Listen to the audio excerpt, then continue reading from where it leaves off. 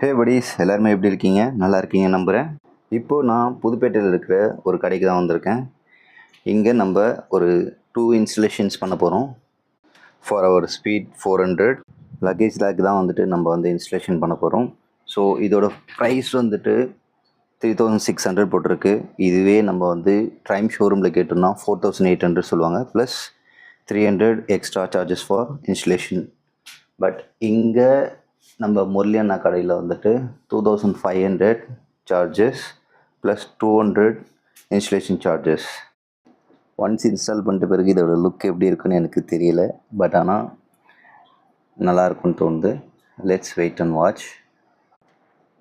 Installation முடிஞ்சிருச்சு. So இதுதான் இதோட ஃபைனல் அவுட்புட்.